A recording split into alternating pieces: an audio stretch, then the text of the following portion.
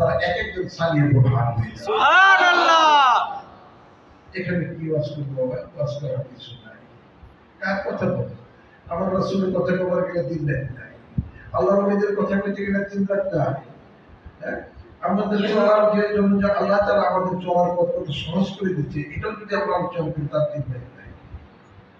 আমি আসতে পারি দোয়া করতে আপনাদের কাছে, আসতাম না।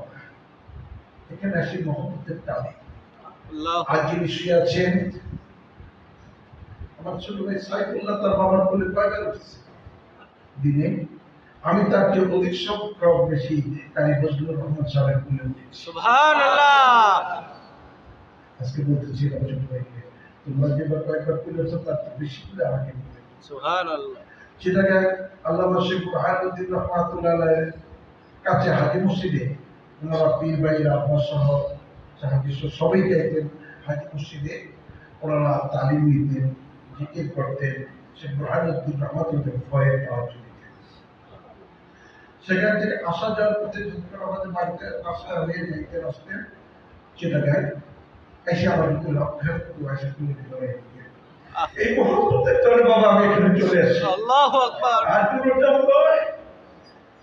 শেষ হজের আগে তিনি হজে গেলেন মক্কা শরীফ, সেখান থেকে খবর দিলেন আবু খালেদ আসতে আপনাদের সাথে দেখা করতে। আল্লাহু আকবার। আমি পাগল হয়ে ছুটে গিয়েছিলাম আমার চাচার কাছে, সেটি আমার শেষ দেখা ছিল। সেখানে গিয়ে তার কদমের কাছে বসছি, ফল আনায়া চাহাজি নিজে হাতে তুলে তুলে আমার মুখে তুলে দিয়েছে। এই মহব্বত তাই পাবো,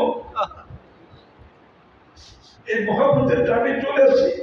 আমি আমার ব্যবসার কথা বলছি, তোমরা আমাকে দাওয়াত করো বা না করো, একটা খবর পেলে আমি পাগল মতো ছুটে আসবো। জানে আল্লাহু আকবার। আমাকে দাওয়াত লাগবে না, কারণ আমি বাবার করে 4,000 বেশি পাইছি। তিনি ছিলেন আজরানি কারি ফজলুর রহমান সাহেব। তার সেই মহব্বতের তা বলতে পারে। ওই মহব্বতের টানে চলে আসি। এখান থেকে কিছু খাস পাওয়ার জন্য ফয়েজ পাওয়ারই আসা, অন্য কোনো আশা নেই। সে আসলে দৌড়েই না, সেটা তো বহু জায়গায় করা যায়। তো যাই হোক, এখানে বসেছি, ছোট ভাই কিছু কথা বলার জন্য বলেছে, তাই এখানে বসেছি।